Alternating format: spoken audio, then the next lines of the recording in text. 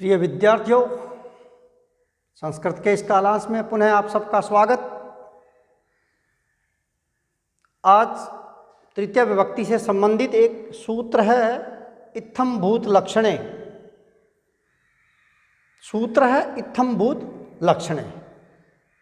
इस सूत्र की मैं आपके साथ में चर्चा कर रहा हूं। देखिएगा सूत्र क्या कहना चाहता है। इत्थम भूत लक्षणे, इत्थम भूत जो शब्द है, इस शब्द का अर्थ है इस अवस्था को प्राप्त, इस अवस्था को प्राप्त। देखिएगा जो ये भूत है, भू धातु से प्राप्त करना अर्थ में, भू धातु से त प्रत्यय लगकर भूत है, इस प्रकार से बना है। तो इत्थम भूत का अर्थ है इस अवस्था को प्राप्त। आइए इस सूत्र का भावार्थ देखते हैं। किसी विशेष दशा की प्राप्ति का बोध कराने वाले चिन्ह में तृतीया विभक्ति होती है। पुनः सुनिएगा कि क्या किसी विशेष दशा की प्राप्ति का बोध कराने वाले चिन्ह में तृतीया विभक्ति होती है। अर्थात जिस चिन्ह के द्वारा, अर्थात ज्ञापक के द्वारा किसी की पहचान होती है, उसके वाचक शब्द से तृतीया विभक्ति होती है। जिससे किसी की पहचान हो जाए तो उस वाचक शब्द से तृतीया विभक्ति होगी। सूत्र है इत्थम भूत लक्षणे। उदाहरण देकर के मैं आपको बात स्पष्ट करना चाहूंगा। प्रथम उदाहरण है जटाभि तापसः। वाक्य है वह जटाओं से तपस्वी प्रतीत होता है। उसकी जटाएं लंबी लंबी हैं तो उसे देखकर लगता है कि यह तपस्वी है। तो यहां जो तापसत्व है, वो जो उसका तपस्वी है जो होना है, वो जो तापसत्व है वह है इत्थम भूत।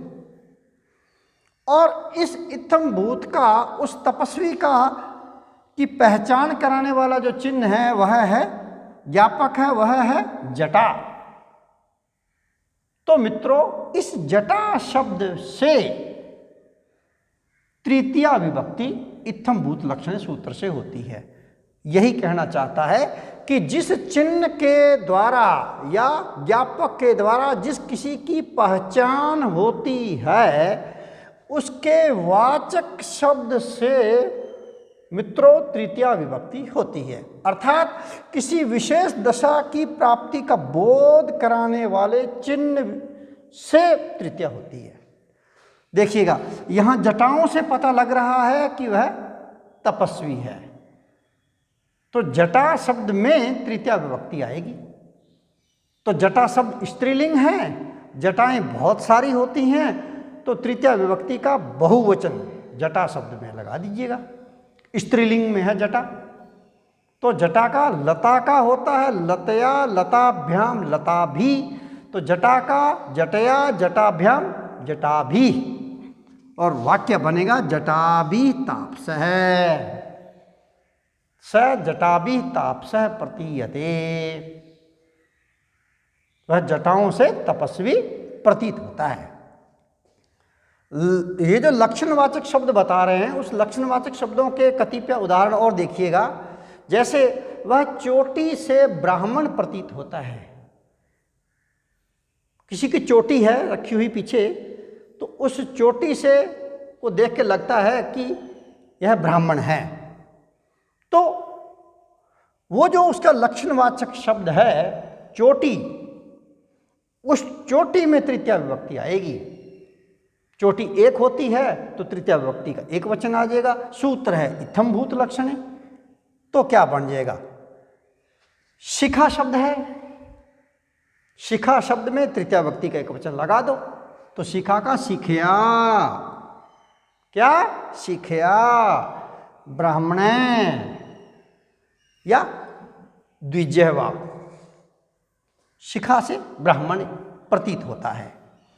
एक और देखिएगा, वाक्य, वह वेशभूषा से चिकित्सक प्रतीत होता है। उसने सफ़ेद वेशभूषा पहन रखी है ना, तो उसके वस्त्रों से ये पता चल रहा है कि ये चिकित्सक है, डॉक्टर है ये। तो वाक्य क्या बनेगा, स वेशभूषया चिकित्सक प्रतीयते। वेशभूषा से उसकी पहचान हो रही है, वह है लक्षणवाचक शब्द वेशभूषा। तो वेशभूषा में मित्रों तृतीया विभक्ति का एक वचन लगा दो, तो वेशभूषया हो गया। वाक्य बनेगा स वेशभूषया चिकित्सक प्रतीयते। इसी प्रकार से वेशभूषया राजपुरुष है, ऐसे लगता है वेशभूषा को देखकर ये राजा का सेवक है। वेशभूषा उसने ऐसी पहन रखी है, उसकी पहचान का चिन्ह क्या है, उसका वेशभूषा है। तो वेशभूषा में तृतीया विभक्ति का एक वचन लग गया, तो बन गया वेशभूषया राजपुरुष है, राजा का नौकर लगता है वह। इसी प्रकार से कसाय वस्त्र सन्यासी प्रतीयते। भगवा वस्त्र पहन रखे हैं, हमने किसी भगवा वस्त्रधारी को देखा, तो भगवा वस्त्रधारी को देख करके हमें ये एहसास हो गया, ये महसूस हुआ, ये लगा, अनुमान किया हमने कि ये कौन है, सन्यासी है। तो कसाय वस्त्र पहन रखे हैं उसने। तो मित्रों कसाय वस्त्रम जो है, इसमें तृतीया विभक्ति का बहुवचन लगा दो, तो कसाय वस्त्रई है और सूत्र है इत्थम्भूत लक्षण। वाक्य बन जाएगा कसाय वस्त्रई सन्यासी प्रतीयते। इसी प्रकार से वेशेण साधु प्रतीयते।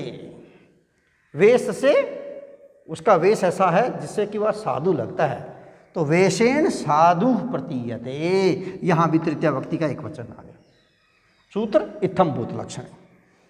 इसी प्रकार से आकृत्या सूर है, आकृत्या सूर है, उसकी आकृति ऐसी है कि देखने में वह सूरवीर लगता है, आकृति से सूरवीर लगता है वह। तो आकृति शब्द में तृतीया विभक्ति का एक वचन लगा दो, तो बन गया आकृत्या सूर है, आकृति से सूरवीर लगता है वह। इसी प्रकार कुर्चेन यवन है, कुर्चेन यवन है, दाढ़ी रखी हुई है, तो दाढ़ी से ऐसा लगता है जैसे वह मुसलमान समुदाय का है, तो कुर्च से यवन प्रतीत होता है। तो ये कुर्चेन में मित्रों तृतीया विभक्ति का एक वचन लगा है, दाढ़ी से मुसलमान प्रतीत होता है। इसी प्रकार से स कुंडलाभ्याम तपस्विनी प्रतीयते। कुंडल पहन रखे हैं, तो वह स्त्री जिसने कुंडल पहन रखे हैं, तो उससे वो लगता है हमें देखे कि यह तो तपस्विनी है। उसकी पहचान कराने वाले क्या चीज़ है, कुंडल है। और कुंडल कितने पहन रखे हैं उसने, 2। तो कुंडल शब्द में मित्रों तृतीया विभक्ति का द्विवचन बन गया कुंडलाभ्याम।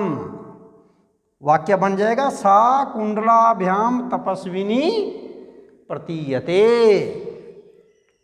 देखिएगा और वाक्य देखिएगा, कमंडलूना बालक है। क्या कमंडलूना बालक है,